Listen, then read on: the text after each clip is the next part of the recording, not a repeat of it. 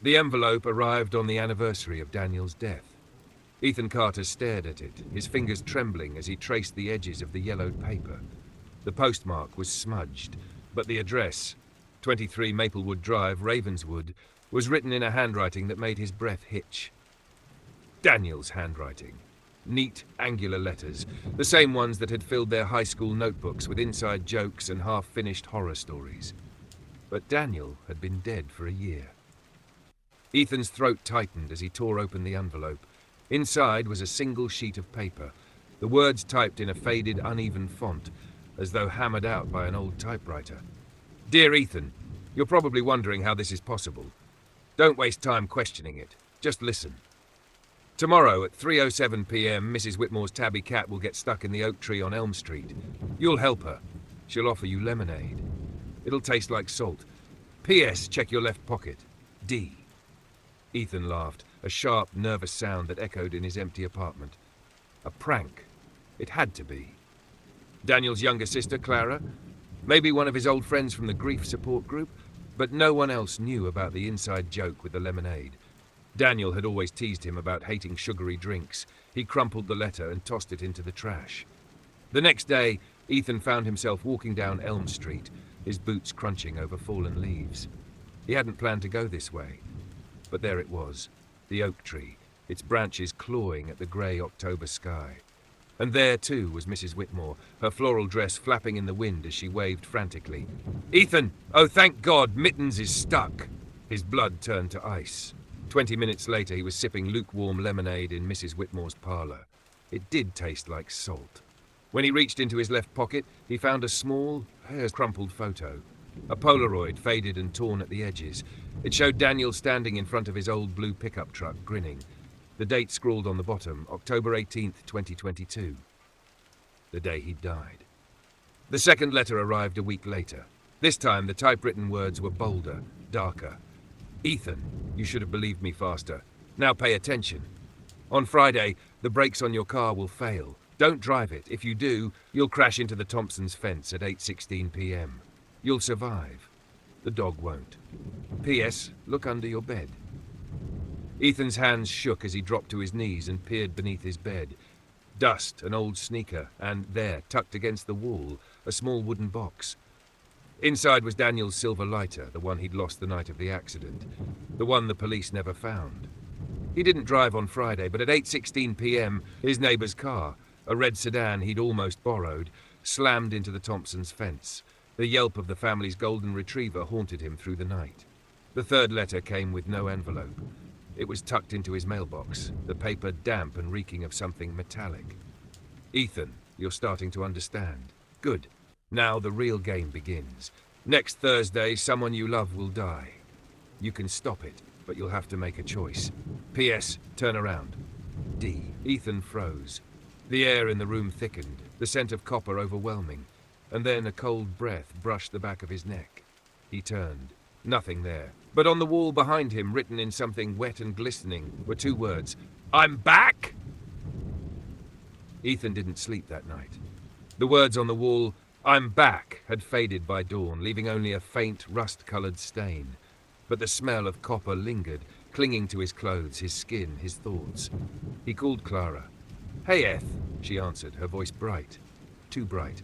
She'd been avoiding him since the funeral, blaming him silently for being behind the wheel that night, for surviving. Are you... Okay, asked, staring at the stain on the wall. Why wouldn't I be? A pause. Did something happen? Yes, your dead brother is sending me letters. He bit his tongue. Just checking in. Let's grab coffee soon. Sure, she said, but the line went dead before he could reply. The fourth letter arrived that afternoon. No envelope, no mailbox. It was slipped under his door while he showered. The paper was ice cold, the ink a deep crimson that looked too much like blood. Ethan, you're running out of time. Thursday is coming. The person who will die, Clacause, a fall down the stairs of her apartment. 9:03 p.m. To save her, you must replace her. Stand at the top of the stairs when the clock strikes. P.S. Look in the mirror. D. Ethan's reflections stared back at him from the bathroom mirror. Pale, hollow-eyed, a man unraveling. But then, a flicker. For a heartbeat, his pupils dilated into bottomless black voids. Behind him, the shadow on the wall didn't move when he did. He smashed the mirror. Clara's apartment was on the third floor of a crumbling brick building. Ethan arrived at 8:45 p.m., his hands shaking as he climbed the stairs. The hallway lights buzzed like angry wasps, flickering in time with his racing pulse. She opened the door, her face tightening. "Ethan, what are you?" "I need to check your stairs." He pushed past her, ignoring her protests. The staircase was narrow, wooden, creaking with every step. At the top, he gripped the splintered railing and waited. Tick-tock. 8:58 p.m. "What the hell is wrong with you?" Clara snapped, arms crossed. "Is this about Daniel? You're still obsessed." 9:01 p.m. The lights died. A cold hand gripped Ethan's ankle. He looked down. Nothing there, but the railing under his palm was now slick, sticky. Blood. "Clara, run!" Too late. A deafening crack echoed as the stairs beneath her gave way. Clara screamed, grabbing for the railing, but her hands slipped through it like smoke. Ethan lunged, catching her wrist just as she fell. Her weight nearly yanked him over the edge. Below, the shattered stairs yawned like a mouthful of broken teeth. "Pull me up!" she screamed.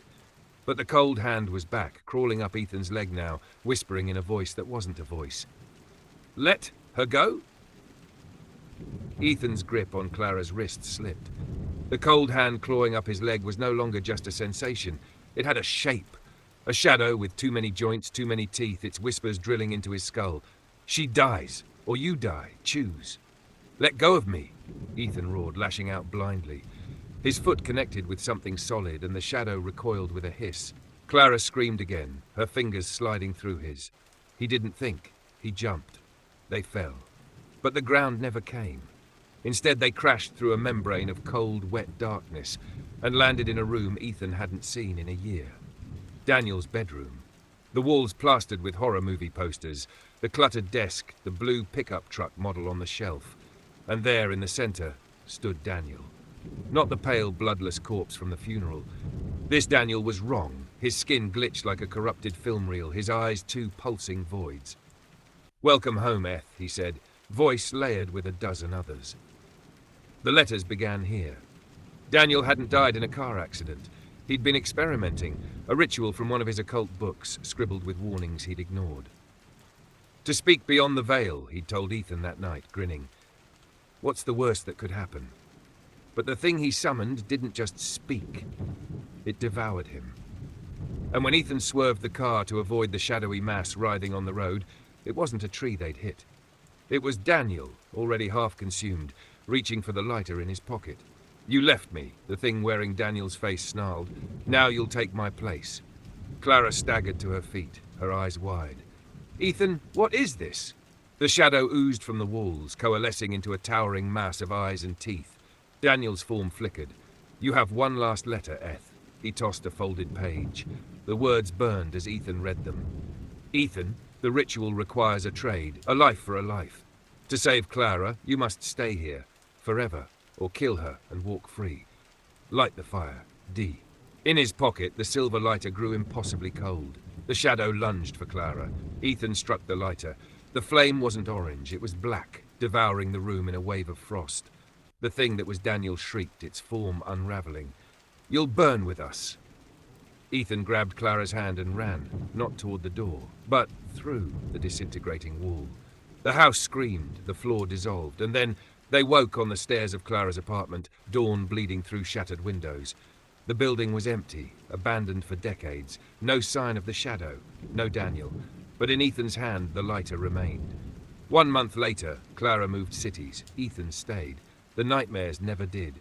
He'd find himself staring at mirrors, waiting for his reflection to lag. Sometimes at 3:07 p.m., he'd smell salt.